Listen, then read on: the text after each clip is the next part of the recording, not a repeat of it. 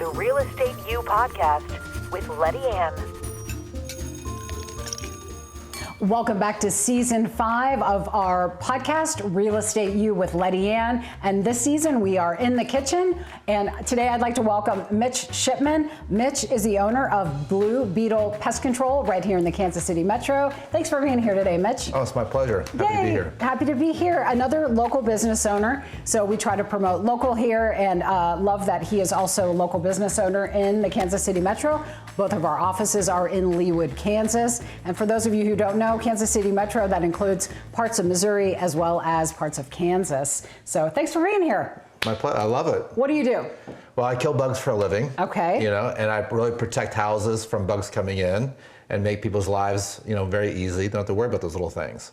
Wonderful. So as a real estate professional, we have vendors and contractors and people that we work well with and work often with, and those with integrity and those that really care about their customers and their employees. Those are the people that I personally, as a business owner, like to stay connected with, and Mitch is that kind of guy. So as a realtor, we also, when we have buyers, they're going to do an inspection. Mm-hmm. So would you say real estate professionals are your biggest source of where people come from, or is it about 50-50 with the consumer calling you directly? Yeah, it's around that, 50-50. Okay. Mm-hmm. And we love working with realtors, and it's a blast, and we get lots of referrals from that. So so for a realtor, we know they're doing a pest inspection. Mm-hmm. So of course the termites, there's carpenter ant things, and depending upon where you are in the country, you have all different types of bug problems. What's your biggest bug call, maybe from the consumer? Because of course a realtor isn't going to say we have this, but a consumer will call you and go, what's that call? It really depends on the season. Right now, spring would be ants and termites.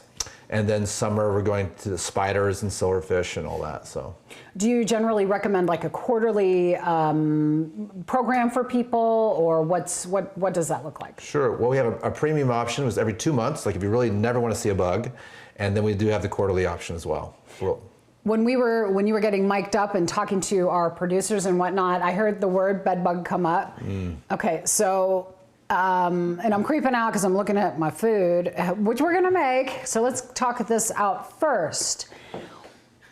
How does one get bed bugs? I'm really creeped out. I mean, not creeped out by you, don't get me wrong, but like nobody wants to get those. No. Like we see a spider, we're fine, smash, we see it. So educate us on bed bugs, please. Sure, well, bed bugs are the number one thing that affects people's psychology because you really don't see them. The way they survive, they're professional hiders.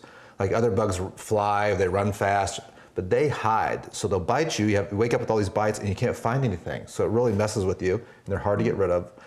So, and they come from people who typically travel a lot, third world countries. We'll bring them back. So they just don't have the extermination over there like we do here. So seriously, that would be a source of, or maybe someone like hotels, do we bring them back with us? Like what if we're at wherever we might be staying? Exactly. So do we bring them home with us? Yeah, so they'll get on your luggage or your clothing from those hotels, or for that family that you stayed with that has them, that just didn't do the extermination. And they'll ride along and they'll wait till you go to bed, and they'll go in your bed and hide and come eat you. Suck your blood, I should say. So that's concerning. Yeah. Yeah, because you can't do a preventative, or you would never leave your house. That's right. Wrong. You have to live. You do. So what's anything or something that somebody could do to say, you're not going to get me, bug? That's a great question. So first, before you go to the hotel, check the reviews, because people will complain on the 1 stars and in the notes. And then when you get there, put your luggage in the bathtub. In the bathtub. Mm-hmm. Okay. Yep. They can't. It's not made for they can get out of. That's why you see spiders by the drain. They can't get out. They get stuck. And then typically the bed bugs will be while you're sedentary, so sleeping or maybe sitting in the couch for a long time. And then do an inspection. You can lift up the bed and you can look for any bad guys running around and know not to be part of that room. Lift up the bed or lift up the sheets? Really the mattress. Oh, lift up the mattress. Mm-hmm. That's okay. number one place is the mattress, underneath the mattress. Mm-hmm. So, interesting. Yeah. What again, is that your most called or most asked about question? Well, we do a lot of that. We do houses. We're doing a heat treatment today on a house, as a matter of fact. But right now, heat treatment? Yeah. What's that? So we heat up the house. Yeah. Heat up the house. Great question. So because they're such good hiders, if you just spray everything with the bedbug killer. So this is back to the bedbugs. Right. Okay. So a heat treatment is for bedbugs. For bedbugs, yeah. Okay. So we'll raise the temperature of the house to 125 degrees. You can be careful. How do you do that? We have big like furnaces for your house with their own wheels. Okay. And we bring them in. Seems very dangerous. Propane. It's not too bad. Okay. So you put them in the bedroom? Okay. Yeah, and throughout the house. Okay. And we heat up the entire house, and we put your candles in the fridge, and we prepare and everything. And then what it does, it bakes them and kills them, and the idea is it gets their eggs, so it kills the eggs too. Mm-hmm. So it works really well. Good. It's a lot of work. So. You were talking about being a business owner and how you treat employees, and inevitably that flows out into how your employees treat the customers and taking really care and pride of their work. Mm-hmm. I loved hearing that discussion you were having as you were getting ready. What more can you tell us? What's so rewarding for you about being a business owner? Well, really learning to use my company and my business to give back not only to my staff but the world. We give to St. Jude's. Churches, so Operation Breakthrough we're huge with, but incorporating that to my teammates' lives, paying them the best I can, constant self growth and improvement. So it's been a wonderful journey, and we all win together. Yeah, I loved hearing that because we are all better together. Amen. Indeed. Yeah. Speaking of together, do you want to make a taco salad with me? Love to. Let's okay, cool. So I'm going to say my book, Homes That Cook, Buying, Selling, and Creating a Home That Cooks, includes several of my family recipes as well as others. This taco salad is in this book, but I have to tell you about this taco salad. So I know we don't, Alex is getting on these ingredients. When we go on a trip or we head to the lake or maybe we're gonna go out on the boat, I make all of this in advance. I chop the lettuce and I put it in a baggie, and I put each of these ingredients into a baggie and then into the cooler. We get on the boat or we're having a picnic or it's a party outside. I literally just bring this giant bowl and I just dump all the ingredients in, and we have an instant salad. It's really good. Most delicious. I'm not a big fan of iceberg, but it works well here. Oftentimes I'll use romaine as well, just to get some vitamins out of it. But if you want to go ahead, Mitch, and dump, we have peas. Go ahead, we'll just dump those in. Perfect, I'll take the bowl. And then we have ground beef already browned off. Of course, it's cold because this is in the fridge, ready to go for your travel, although this makes a great dinner if you're at work and everything's done. Green onions chopped, very good. Next we have, I just take tortilla chips and crush them. So we've got crushed tortilla chips. I'll get that. And cheese, shredded sharp cheddar. Awesome. And a can of olives, so we have sliced olives. Black olives, that is. A couple left in there. And I use Catalina light dressing, but so any type of Russian or Catalina, but I use Catalina light. And I'm just gonna pour this in here. And again, just a great make-ahead meal for at home or on the go, or maybe you're bringing a potluck to someone's house or Super Bowl, something like that. And I'll go ahead and toss. The key, as my Aunt Letty would say, the key to a good salad is not the amount of dressing, because people right now would be lazy and go, well, let's just pour this whole thing on here, and now that you've just ruined your salad. So the key to a good salad is incorporating, literally mixing the salad for as long as the rest of this podcast goes. No, we won't do that. Is your heritage Italian? It is. Okay. It is. Now, Aunt Letty would not be making this taco salad, or she could be, but this is not her recipe. We have salad almost every night. And it's just vinegar, balsamic vinegar, extra virgin olive oil, salt and pepper. That's nice. it. Yeah, no commercial dressing. I use very little commercial dressing, but that's to each his own. Would you apply that to the gravy or the red sauce? Don't put too much in. I've heard that with Italian food. Well, you could make your noodles soggy. That sounds funny. Okay. But You know, some people like light on the sauce, and some people are, you know, the opposite. So I think it all depends on what you like. And what did your family do? I love that. My father was a he's just passed away, metallurgical engineer. Aunt Letty was a dietitian and a nutritionalist and a phenomenal cook. And I can't get this open, so we're gonna just leave it at that. My mom worked for Bell Telephone. I'm originally from Pittsburgh, Pennsylvania. And Beautiful city. prior to me moving here to Kansas City in 1992, which I got my real estate license in 1993, I worked for US Air. So I sold snow skiing tours for US Air, group tours. It was great. Perfect job for a single young 20-year-old. So it was fantastic. So enjoyed that. And what city was that? In Pittsburgh, Pennsylvania. Okay, yeah. So US Air's hub was in Pittsburgh in the 80s and 90s and whatnot. So Yeah, the heydays of Pittsburgh in the 80s. heydays, yes. Pittsburgh, have you been there? Gorgeous city. Right answer. Yeah. So good. You drive Yeah. into it, beautiful. Oh, I love it. Good. I love it as well. So, what else do you want to tell us about? Tell us about the craziest thing you may have ever. And I hate to talk about that over my salad, so I'm going to move it. Well, That's just my mindset. I got to move the food. Tell us what's the craziest thing you've seen in your work with regard to bugs and exterminating and things like that. well, I mean, I don't want to traumatize your you people watching or No, they're anything, but if everybody can handle it. But we go into thousands of houses or people's homes daily, and these are apartments, sometimes low income, high income. And we had a person in a wheelchair, mental health issues and physical issues, who wasn't getting proper care, and literally bed bugs were crawling across the wheelchair and just attacking this person. This is sad.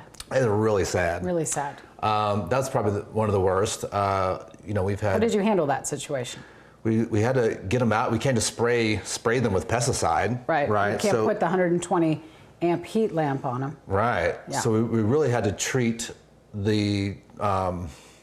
get them out of the wheelchair and treat their. Plus, we had the place was disastrous. We had the place cleaned. We had to work with their healthcare facility person. It was a lot. Was this in a healthcare facility? It was really kind of a home health. Okay. But they were obviously not doing a very good job. And it really made the person sick to where, like we talk about bed bugs hurting their immune system. The person was extremely sick. He was just trapped. I mean, you asked for the worst, story. That's so sad. And it's back to those dang bed bugs. Yeah, it's gross. Just what you want to talk about when you're cooking. But. Yeah, that's okay. I hope they never enter in here. And you promised me you showered before you came, so yes, all good. I love it. If you don't mind, I was going to ask you about your book. Yeah. Oh, please do. You mean this one? Yeah, that one right there, that awesome one. And how hard was it to write it? And what was the experience like? I love food, and I love saying, because food is memories. Where are you from originally? I'm from Kansas City, right here. Okay, cool. So remember when people used to actually sit down at the table and eat? Very important. It's been a while. So I talk about how important that it's like the introduction, what a home that cooks means to me. And food is memories. The idea of this originally started when people started asking me for my recipes all the time. So I thought, one day maybe I'll put that all together when I have time and get that out to people. But my coach, I have a business coach at the time, said, I want you to write a book. I'm like, okay. So we came up with the idea of buying, selling, and creating a home that cooks, because who wants to read a real estate book or what's good tips for selling my house if they're not embarking on a real estate transaction or a sale or a purchase. So the majority of the book are recipes from my family or other person's families, or ones that hit home that I make regularly. I would say 92% of the recipes in here are doable. Right. Maybe my grandmother and great Aunt Mary's bread that were baked in a bread oven back in the early 1900s, that might not. I mean, they made they had make bread day. So they made like 25 loaves of bread all day. Like that was Monday. Tuesday was always washing day. Wednesday was always ironing day.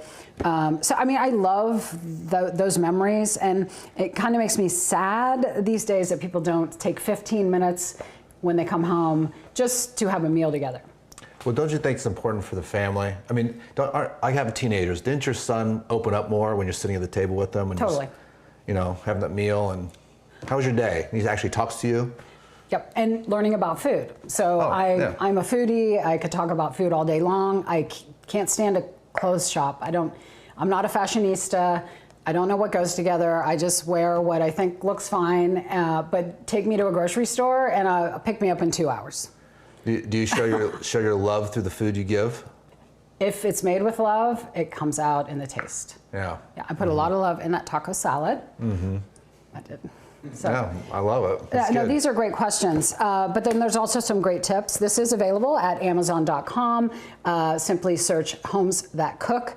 And if you like the idea of the taco salad recipe and any of the recipes that you're seeing here on season 5, please visit our website, Lettiann.com/season 5 recipes. If you have any questions for Mitch, or any questions for me, or questions about the recipe, maybe you have your own bug experience that you'd like to share with us after seeing this episode, please email us at realestateu, that's you like university, realestateu with Lettiann at Lettiann.com. We look forward to getting your emails, and we'll get back to you as soon as we possibly can. So now might be a good time to plate this up, Mitch. All right. BlueBeetlePestControl.com. Mm-hmm. Any questions for Mitch? Check out his website, BlueBeetlePestControl.com. And you can see how, even just by letting this sit for a minute, I think the iceberg's a little too white as far as the presentation goes. So I would, if you find some nice green romaine and kind of dice that up and put it in. Would you suggest cabbage for that at all? No. Okay. No cabbage. No cabbage. Romaine and iceberg. Yeah, romaine, because it holds. This is heavy, so hence the iceberg. Okay. You have meat and peas and olives and cheese. That's pretty heavy, meaning on the lettuce. So if you used a spring mix, it would all be flat, mushy, and not crunchy and not good. Yeah. So a crunchy romaine would be just fine. And we're going to just put a little dollop of sour cream on the top. Are you okay with sour cream? Yeah. Mm-hmm. Okay, so what kind of boat do you eat this on? Oops. What kind of yacht, I should say? Well, the yacht, we had a chef, so I just showed up and ate. Sorry your sour cream fumbled there, so I'm gonna just put more right there. So Alex can get that. So we go to a local lake, Table Rock Lake, pretty often with our children and whatnot. Mm-hmm. So I prefer the pontoon. The kids always want to get the ski boat, so we do a little bit of both, but they know I feed them well when they're on the pontoon. Mm-hmm. Nice. So it's fun for them. I hope it's fun for you kids. All right. Yummy. Let's give it a try. All right. Delish. It's really good. Mm-hmm. I love it. Thank you. Thank you so much for being on. You can finish your bite. We had talked about, we just have a couple minutes left, but the importance of the vendor relationship. And I know we spoke about that right at the beginning of the episode, but working with people like you, I know that if I refer Mitch and all of your crew, that I have no doubt that you're there 125%. You got those people. I don't have to go, oh, I hope Mitch called him back. I hope they were there on time. Any of that. It's, people who know, like, and trust you, I think the trust is really the first thing. Well, you have to know someone in order to trust them, right? Right. Mm-hmm. But social media helps with that. Tell us about your social media. We have like 1 minute. Social media, very important. And you're heavy on it, are you not? We have some really neat stuff on Instagram, a lot of fun, entertaining things. Tell us your handle, please. Hashtag Blue Beetle Pest on Instagram. So please follow us. We love the followers, and we'll entertain you all day long. It'll be great. I love it. And Facebook? Yeah, Blue Beetle Pest on Facebook. Please, follow us there, and 5 stars if you don't mind, and Google 5 stars naturally. So if you use us. Yeah, no, of course. I'm going to write you a review if I haven't already. Thank you. But I said know, like, and trust you. They have to know you first. But don't people get to know people first on social media? Amen. And then when you meet in person, it's like you practically hug them because it's like, I already know you. Right. Yeah, and so watch fun. videos of each other, and yeah, it's great. Indeed. So keep up the great work and keep on doing what you're doing as a fantabulous business owner. And it's great to meet another fantastic local business and business owner. So thank you for tuning in to our podcast today, Real Estate U with Lettiann, Season 5 in the kitchen. And if you'd like these recipes, please go to our website, lettiann.com/Season 5 recipes. See you next time. The Real Estate U podcast with Lettiann.